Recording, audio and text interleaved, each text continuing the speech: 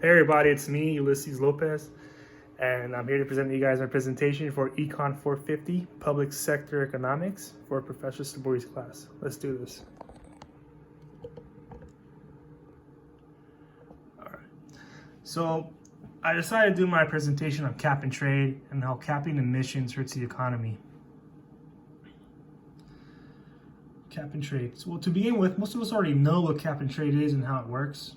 If not, it's just how the government is simply putting a cap on gas emissions from factories. And this produces a market to buy and sell allowances in order to keep on producing and polluting. Cap and trade is just an economic incentive for reducing the emissions of pollutants. But it doesn't work, and here's why. It hurts working class, especially residents from Paramount, California, which is the city that I live in. And it raises fuel prices. We're all affected by this.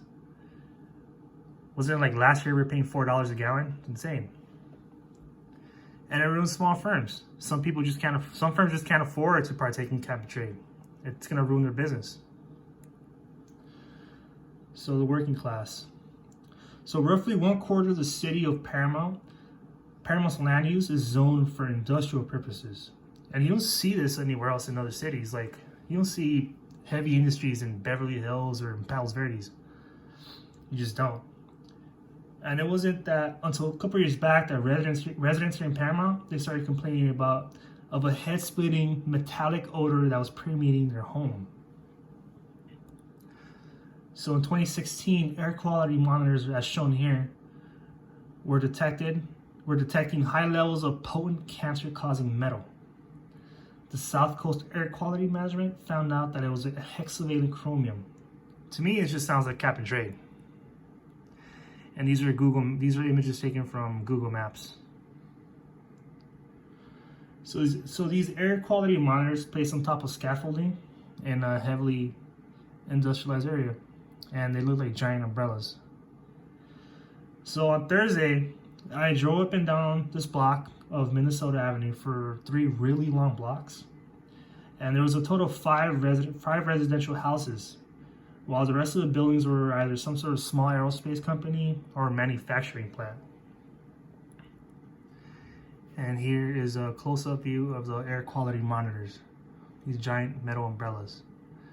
So on Thursday, I decided to go down there and take pictures and see for myself if this is actually true. And yeah, there it is. So a factor in Paramount's pollution is of poor land use. They put homes, schools, and heavy industries close together, and this creates hotspots of pollution. Air district officials have conducted source testings of emissions near a hotspot, which is, I'm assuming, the one right behind me, and they concluded that the emissions were coming from 2 facilities. And it has to be because the 2 facilities that were producing hexavalent chromium is Anaplex Corporation and Aerocraft Heating Trading Company, which is a building right behind me. So moving on to rising gas prices. As we all know, California has a cap and trade program on fuel. We are on average paying 20 to 24 cents more per gallon. And this is already on top of the high state and federal taxes of gasoline that we pay. And here's a breakdown from UC Berkeley from 2017 of the actual taxes that we were paying for a gallon of gas. We pay 6% goes to federal tax, 4% goes to cap and trade, other state and local taxes. And apparently, I also found a bunch of resources that are saying that we're paying a 20-cent mystery surcharge. And nobody knows where this 20 cents is going to or why we're paying these extra 20 cents. But to me, it's insane. Like, why are gas prices so expensive? I understand it's California, but it's all cap and trade. And this is a picture that I took when I went to go pump gas. This was last year. This was last year, early last year.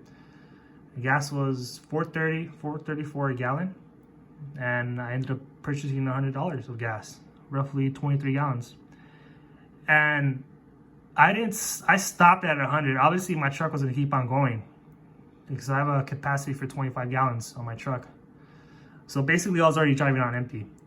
But $100 is insane, and I usually pump every week. So cap and trade hurts small businesses.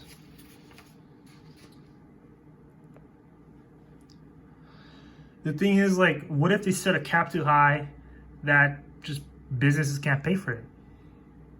On top of that, cap and trade adds to the cost of domestic production. It makes goods more expensive for us, and which is why some businesses just end up leaving the country and open up shop in Mexico. In conclusion, it's a scheme. It doesn't work. If we really want to do something about climate change, let's just have a straight carbon tax and get rid of allowances. Cap and trade is going to kill the economy. There's no point to it.